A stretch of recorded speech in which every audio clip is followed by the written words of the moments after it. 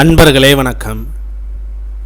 சனிப்பெயர்ச்சி பலன்கள். மங்களகரமான குரோதி வருடம் திருக்கணித பஞ்சாங்கத்தின் அடிப்படையில் பங்குனி மாதம் 15ஆம் தேதி 29/3/2025 தேதியன்று இயற்கை அசுபரான சனிதேவர் புரட்டாதி 3ஆம் பாத நட்சத்திரத்திலிருந்து பூரட்டாதி 4ஆம் பாத நட்சத்திரமான மீனராசிக்கு, அதாவது சனிக்கிழமையில் கும்பராசியிலிருந்து மீனராசிக்கு சஞ்சாரம் செய்ய உள்ளார். மேன்மை பொருந்திய மேசராசி அன்பர்களே, நவக்கிரகங்களில் அவரவர் கர்ம வினைக்கு ஏற்ப தன் சுப மற்றும் அசுப பலன்களை அளிக்கக்கூடியவரான சனிதேவர் தான் நின்ற ராசியிலிருந்து 3ஆம் பார்வையாக ரிஷபராசியையும், 7ஆம் பார்வையாக கன்னிராசியையும், 10ஆம் பார்வையாக தனுசு ராசியையும் பார்க்க இருக்கிறார். மேசராசிக்கு 11ஆம் இடத்தில் இருந்து வந்த சனி பகவான் பெயர்ச்சி அடைந்து 11ஆம் இடமான போகஸ்தானத்திற்கு பெயர்ச்சி அடைகிறார். சனி தன் நின்ற ராசியிலிருந்து 3ஆம் பார்வையாக ரிஷபராசியான குடும்பஸ்தானத்தையும், 7ஆம் பார்வையாக கன்னிராசியான சத்துருஸ்தானத்தையும், 10ஆம் பார்வையாக தனுசு ராசியான பாக்யஸ்தானத்தையும் பார்வையிட இருக்கிறார். பலன்கள். சனி தன்னுடைய 3ஆம் பார்வையாக குடும்பஸ்தானத்தை பார்ப்பதினால் பேச்சுக்களில் அனுபவ அறிவு வெளிப்படும். கணவன் மனைவிக்குள் இருந்து வந்த மனக்கசப்புகள் நீங்கும். சொத்துக்கள் விற்பனையில் இருந்து வந்த தாமதங்கள் மறையும். அரசு செயல்களில் அலைச்சலுக்கு பின் எதிர்பார்ப்புகள் நிறைவேறும். பொருளாதார விஷயங்களில் சிந்தித்து செயல்படவும். காலம் தவறி உணவு உட்கொள்வதை தவிர்ப்பது நல்லது. சனி தன்னுடைய 7ஆம் பார்வையாக கன்னிராசியான சத்துருஸ்தானத்தை பார்ப்பதினால் நெருக்கடியாக இருந்து வந்த பிரச்சனைகள் ஓரளவு குறையும். முக்கியமான கோப்புகளில் கவனம் வேண்டும். உடல் ஆரோக்கியத்தில் சற்று விழிப்புணர்வுடன் இருக்கவும். எடுத்து செல்லும் உடைமைகளை கவனம் வேண்டும். பலதரப்பட்ட மக்களின் நட்பும் ஆதரவும் கிடைக்கும். செயல்பாடுகளில் இருந்து வந்த தடைகள் ஓரளவு குறையும். உற்பத்தி பணிகளில் இருப்பவர்கள் பாதுகாப்பு விதிகளை உட்பட்டு நடந்து கொள்ளவும். கால்நடை வளர்ப்புகள் மூலம் சில மாற்றமான வாய்ப்புகள் உருவாகும். சனி பகவான் தன்னுடைய 10ஆம் பார்வையாக தனுசு ராசியான பாக்யஸ்தானத்தை பார்ப்பதினால் தந்தை வழியில் சிறு சிறு கருத்து வேறுபாடுகள் ஏற்பட்டு நீங்கும். மனதளவில் புதுமையான சிந்தனைகள் பிறக்கும். வெளிநாட்டு பயணங்களில் எதிர்பார்ப்புகள் நிறைவேறும். உயர்கல்விகளில் சில தெளிவுகள் ஏற்படும். திருப்பணி விஷயங்களில் தனிப்பட்ட ஆர்வம் உண்டாகும். முன் யோசனை இன்றி செயல்படுவதை தவிர்ப்பது நல்லது. தொழில் விஷயங்களில் சந்தை நிலவரங்களை அறிந்து முதலீடுகளை மேற்கொள்ளவும்.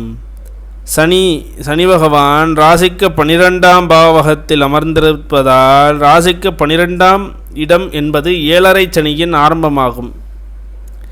இது விரயச்சனியாகும். திடீர் பயணங்களால் அலைச்சல்கள் உண்டாகும்.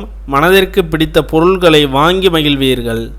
திடீர் செலவுகளால் கடன்கள் அதிகரிக்கும். குடும்ப உறுப்பினர்களிடத்தில் சூழ்நிலை அறிந்து செயல்படவும். மறைமுகமான தடைகளால் செயல்பாடுகளில் சோர்வும் தாமதமும் ஏற்படும். மற்றவர்களின் தனிப்பட்ட விஷயங்களில் தலையிடுவதை குறைத்து கொள்ளவும். ஆசை வார்த்தைகளை நம்பி முதலீடு செய்வதை தவிர்ப்பது நல்லது. பிற மொழி பேசும் மக்களால் புதிய அனுபவங்கள் கிடைக்கும். ஜாமீன் விஷயங்களை தவிர்ப்பது நல்லது. நெருக்கமானவர்கள் பற்றி சில புரிதல்கள் அதிகரிக்கும். குடும்பம் மற்றும் பெண்களுக்கு குடும்ப உறுப்பினர்களிடத்தில் பொறுமை காக்கவும். பயனற்ற விவாதங்களையும் பேச்சுக்களையும் தவிர்ப்பது நன்மையை தரும். பெண்களுக்கு எதிர்பாராத சில செலவுகளால் கையிருப்புகள் குறையும். மற்றவர்களை நம்பி செயல்படுவதை தவிர்ப்பது நன்மையை தரும். வெளி உணவுகளை தவிர்ப்பது நல்லது. தந்தையிடம் சிறு சிறு கருத்து வேறுபாடுகள் அவ்வப்போது ஏற்பட்டு நீங்கும். சிந்தனைகளில் இருந்து வந்த குழப்பங்கள் நீங்கி சில பக்குவங்களையும் தெளிவுகளையும் பிறப்பதற்கான சூழல்கள் உருவாகும். மாணவர்கள் பாடங்களில் அடிப்படை விஷயங்களை கவனமுடன் செலுத்துவது நன்மையை தரும். மேல்நிலை கல்வியில் முன்னேற்றமான சூழல்கள் உருவாகும்.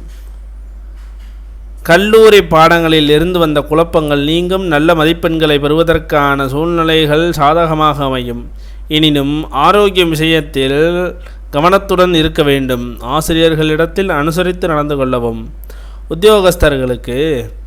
உத்தியோகஸ்தர்கள் பணிகளில் சற்று கவனத்துடன் செயல்பட வேண்டும். எதிலும் காலதாமதமின்றி பணிகளை நிறைவு செய்வது உங்கள் மீதான நம்பிக்கையை மேம்படுத்தும். பணி சார்ந்த பயணங்களால் அலைச்சலும் ஒரு விதமான சோர்வுகளும் ஏற்பட்டாலும் முன்னேற்றத்திற்கான வாய்ப்புகள் உருவாக்கி தரும். வேலை மாற்ற விஷயங்களில் பொறுமையை கையாள வேண்டும்.